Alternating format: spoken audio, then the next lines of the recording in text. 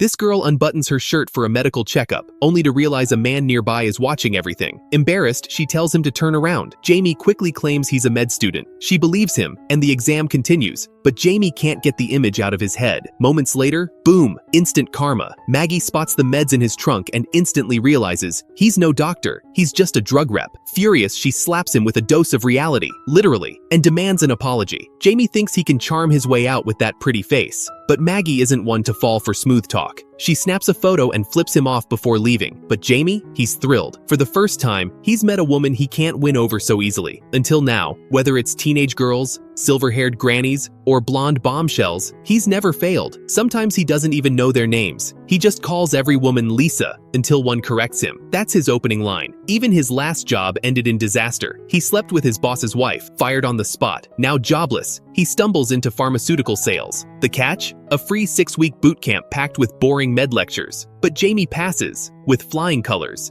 and seduces the instructor on the way out. Soon, he's officially a Pfizer rep, and now, he's laser-focused on one goal, Maggie. First step, he sweet-talks the receptionist, grabs Maggie's number, and makes the call. Maggie's not surprised. She brushes him off, uninterested. Jamie apologizes for lying, then flips and calls her stunning. He pours on the charm, and Maggie agrees to meet. She knows this guy's like gum stuck to your shoe. Only a direct rejection might shake him off. At the cafe, Jamie's prepared. He's rehearsed dozens of pickup lines, but one look into her eyes, and he blanks out. Maggie jokes that his tricks are weak, but her trembling hands betray her cool exterior. Jamie spots the subtle tremor. It's classic Parkinson's, and now he knows. She's hiding more than she admits. Before he can say anything, Maggie drops a bomb. If we're thinking the same thing, why waste time? Her boldness stuns Jamie. From then on, Maggie's the one chasing, inviting him over, showing up late at night, even pulling him into hospital closets during work hours. Jamie's caught off guard. He starts bringing food, planning little dates, enjoying their stolen moments. But just as he's ready to take things further, Maggie draws a line. We can sleep together, but don't fall in love. Turns out, Maggie's been hurt before. Past boyfriends bailed when they found out about her condition. She doesn't want love, just dignity. And Jamie? He's totally fine with that. At first, he even thinks it's perfect. No strings attached? That's a win. But something starts to shift. Every message from Maggie lights him up. He calls just to hear her voice. It's not casual anymore. He's falling for her, and fast. One night, Jamie confesses, "I just wanted to hear you." Maggie panics. She shuts down, hangs up. Alone in her kitchen, struggling to open a simple snack, she knows it's only a matter of time before someone like Jamie walks away, just like the rest. After sex, Maggie suddenly tells Jamie, it's over. Jamie thinks she's joking, so he laughs it off and leaves. But the moment he walks away, Maggie picks up a photo. Truth is, she's already fallen for Jamie from the first time they met. But knowing her illness, she chooses to end things clean and fast. The next day, while Jamie is tossing his rival's meds into the trash like usual, he gets jumped and beaten. Turns out, the attacker isn't just competition. He's also Maggie's ex, the one who ditched her after learning about her Parkinson's. Before leaving, he warns Jamie to stay away from her. Jamie brushes it off, thinking it's jealousy. But Maggie makes her decision. To forget Jamie, she must leave the city.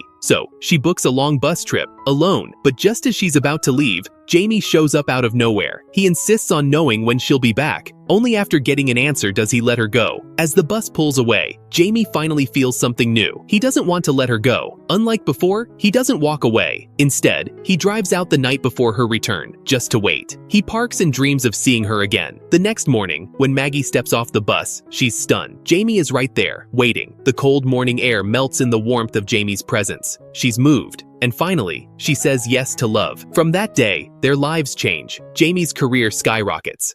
He goes from nobody to the company's top sales rep. Everyone wants to buy from him, and love seems to be his secret weapon. Soon, they're cruising around in a brand new Porsche. They laugh in the sun, share every moment. Maggie, obsessed with photography, captures it all. Even Jamie gets into it. Their photos cover the entire table, and one of Maggie's pieces even makes it into a gallery. But one quiet night, everything shifts. While Jamie boasts about work to his family, Maggie sees right through him. He just wants to feel seen. She challenges him. Name 4 things he likes about himself. Jamie hesitates. He's never felt truly valued, but Maggie tells him he's smart, handsome, talented, determined. Her words make him feel proud, for once. Work brings endless parties and tempting women, but Jamie isn't the same man anymore. Now, he always rushes home. If Maggie's asleep, he tiptoes in just to avoid waking her. One night, after barely speaking, Jamie suddenly struggles to breathe. His chest tightens. He gasps. and finally forces out 3 words, "I love you," not because he's scared, but because he's never said it to anyone before. Even with all his flings, this is different. This is real. But just as happiness starts to feel permanent, Maggie's condition gets worse. She can't hold scissors. She struggles to open a pill bottle. Even pouring a drink becomes a mess. Jamie sees it all, and he's scared. But Maggie can't stand Jamie bringing up her illness. She lashes out again and again, saying the harshest things just to push him away. After a barrage of cruel words, Jamie finally loses it and storms out. But when he hears her heart-wrenching scream, he freezes. In that moment, he finally understands her pain and fear. He swears to himself he won't let her face this disease alone. That night, despite all the chaos, their hearts grow closer. A few days later, they drive across cities to attend a Parkinson's support. The room is filled with elderly patients, making young, radiant Maggie stand out. Yet despite the severity of their conditions, these people remain upbeat, even turning their pain into punchlines. Their humor hides strength, and Maggie, for the first time, feels a new kind of hope. She decides to stop wallowing and live every day to the fullest. But just when Maggie starts embracing life, Jamie's resolve begins to crack. While waiting for her outside the group, he talks to a caregiver whose wife has advanced Parkinson's. Hoping for advice, he gets a brutal warning instead. Leave now. Run. Find someone healthy. Because what's coming, rigid limbs, dementia, diapers, is a slow-motion tragedy. Jamie is shaken to the core. He never imagined it could get this bad. Meanwhile, Maggie looks reborn, confident and thankful Jamie hasn't left her. But the more she leans on him, the heavier his heart feels. So when she looks at him and says, "I love you," his smile fades into something bitter. He's trapped. Unable to leave but afraid to stay, Jamie takes a third path. He dives into Parkinson's research, asks every doctor he knows, desperate for a cure. Even when told there isn't one, he refuses to give up. He collects contacts, books appointments,